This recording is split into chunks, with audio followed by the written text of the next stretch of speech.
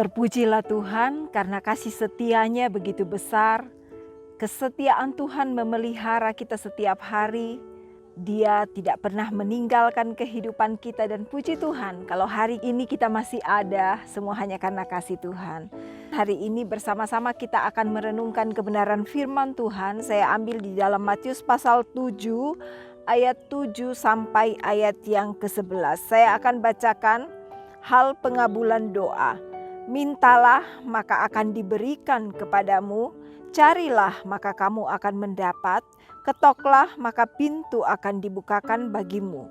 Karena setiap orang yang meminta menerima, dan setiap orang yang mencari mendapat, dan setiap orang yang mengetok baginya pintu dibukakan. Puji Tuhan, berbicara tentang doa, saya yakin hari ini pun ketika kita bangun pagi, kita langsung mencari Tuhan lewat doa kita.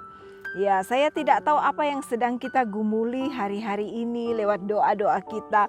Mungkin ada hal yang kita sudah berkata, sudah lama saya berdoa untuk hal ini, tapi sampai saat ini belum dijawab juga. Firman Tuhan datang kepada kita pagi hari ini. Mintalah maka akan diberikan kepadamu, carilah maka kamu akan mendapat, ketoklah maka pintu akan dibukakan bagimu. Puji Tuhan. Jadi kata yang dipakai di sini adalah mintalah, carilah, ketoklah.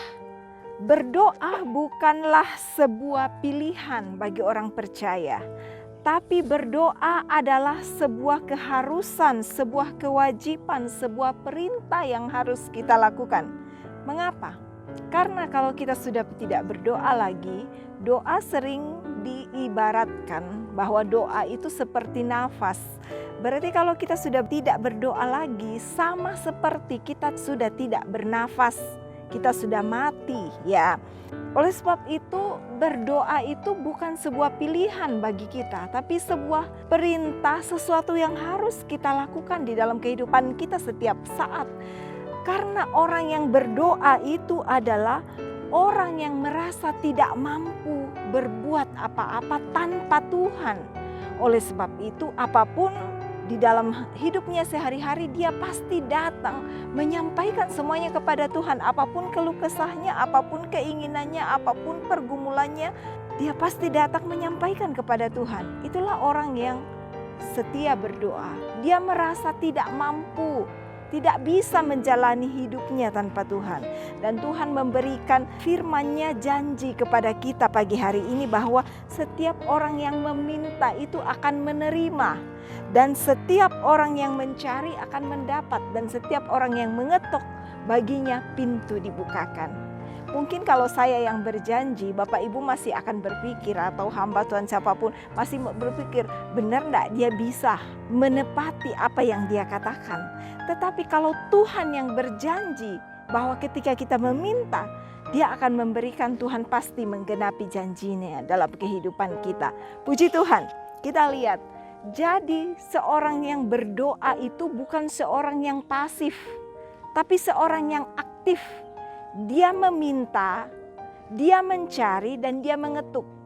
Dalam pembacaan yang sama di dalam hal pengabulan doa di dalam versi Lukas, di dalam Lukas 11 ayat 9 sampai 13, di sana dituliskan orang berdoa itu seperti ada seorang yang kedatangan 3 orang temannya dan dia kehabisan roti.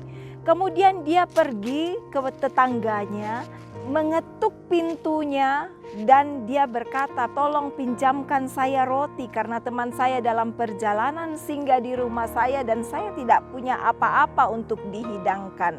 Sekalipun orang di dalam rumah itu sudah tidur, tetapi karena sikapnya yang terus mengetuk dan tidak malu itu, akhirnya dia mendapatkan apa yang dia butuhkan di dalam hidupnya, yang dia butuhkan saat itu. Sekarang kita lanjutkan, kepada siapa kita meminta, kepada siapa kita berdoa. Kita berdoa, kita meminta kepada Bapa yang baik. Di dalam pembacaan kita digambarkan bahwa kita saja, orang tua di dalam dunia, Bapa yang ada di dalam dunia, ketika anaknya meminta roti, tidak mungkin dia memberikan batu. Di dalam Matius 7 ayat 9 dikatakan, adakah seorang daripadamu yang memberi batu kepada anaknya jika ia minta roti, atau memberi ular jika ia meminta ikan? Jadi Yesus berbicara kepada pendengarnya saat itu yang mengerti bahwa batu mirip dengan roti. Ya, ada batu, jenis batu tertentu yang mirip dengan roti mereka. Jadi dikatakan bahwa Bapa di dalam dunia aja tahu anaknya itu kalau minta roti tidak mungkin dia memberi batu sekalipun itu mirip. Tapi Bapa yang baik itu tahu memberikan mana yang diinginkan oleh anaknya. Kemudian dikatakan atau memberikan ular jika anaknya meminta ikan. Ada ikan tertentu saat itu yang memang mirip dengan ular. Bapa yang baik tahu bahwa ular itu berbahaya untuk anaknya. Dan ikan yang ini sekalipun mirip, bapaknya itu tahu yang terbaik untuk anak-anaknya. Ya, kadangkala ketika kita berdoa, saya ingin yang ini, saya ingin yang ini. Tuhan tahu apa yang terbaik untuk kehidupan kita. Kadang kita tidak mengerti ini baik untuk saya atau tidak. Permintaan ini untuk saya baik atau tidak. Apakah ini akan beracun untuk saya atau tidak. Seperti gambaran ikan dan ular tadi. Apakah permintaan saya ini berbahaya di kemudian hari untuk saya atau tidak. Kita tidak tahu, tapi Bapa yang baik itu tahu yang terbaik untuk kehidupan kita. Oleh sebab itu Yesus mengajarkan kita dalam doa Bapa kami. Dia katakan, jika engkau berdoa katakanlah, jadilah kehendakmu di bumi seperti di surga. Kenapa setiap kali kita berdoa dan kita meminta kehendak Tuhan yang terjadi. Kita menyerahkan semua rencana kita, keinginan kita, atau apapun yang kita lakukan, kita berserah ke dalam tangan Tuhan. Karena Tuhan lebih tahu waktu yang terbaik. Tuhan lebih tahu apa yang terbaik untuk kehidupan kita. Kita hanya melihat hanya sepintas kadang-kadang dan kita berkata itu baik. Tapi Tuhan itu melihat jauh ke depan.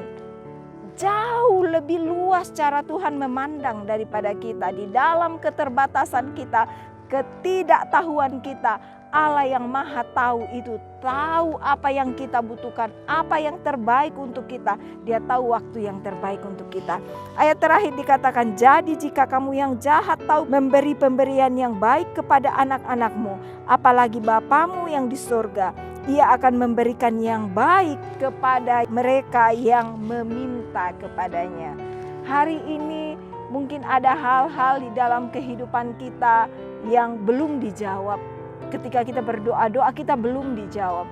Sebenarnya Tuhan tahu waktu yang terbaik untuk kita. Tuhan tahu apa yang paling baik yang Dia ingin berikan kepada kita. Karena Dia adalah Bapa yang baik. Hari ini kita tidak akan pernah kecewa mengikut Tuhan karena mungkin doa-doa kita belum dijawab. Percayalah waktu Tuhan itu yang terbaik untuk kehidupan kita. Dia tahu pemberian yang terbaik dan kita akan terus berkata, jadilah kehendakmu di bumi seperti di surga. Mari kita terus berserah ke dalam rencana Allah. Karena rencana Allah, rancangan Allah bukan rancangan kecelakaan, tapi rancangan yang penuh damai sejahtera yang memberikan masa depan yang penuh harapan. Puji Tuhan, hari ini kita serahkan seluruh hidup kita, seluruh pergumulan kita ke dalam tangan Tuhan. Kita tahu Dia Bapa kita yang baik. Dia sudah mengatur dan merancangkan yang terbaik untuk kehidupan kita. Mari kita berdoa. Terima kasih Tuhan untuk hari ini. Kami tahu Tuhan hidup kami ada dalam tangan-Mu. Oleh sebab itu kami mau datang berserah kepadamu. Kami ingin berkata, jadilah kehendak-Mu untuk kami. Apapun yang kami gumuli hari ini, kami yakin dan percaya Tuhan menjawab, yang terbaik untuk kami, sesuai dengan waktu yang terindah untuk kami, dan kami mau belajar berserah di dalam rancangan Allah yang mulia, rancangan Allah yang dahsyat itu. Terima kasih Tuhan, kami jalani hari ini bersama dengan Tuhan Yesus. Kami percaya hari ini kami diberkati, hari ini kami disembuhkan, hari ini kami diberi kemenangan, hari ini kami diberi jalan keluar, karena Allah yang kami percayai adalah Allah yang maha dahsyat, Allah yang luar biasa. Terima kasih Tuhan, berkati umat-umat-Mu, apapun yang mereka sentuh dengan tangan mereka diberkati oleh Tuhan. Terima kasih Tuhan, kami sudah berdoa dan bersyukur dalam nama Tuhan Yesus Kristus. Haleluya. Amin.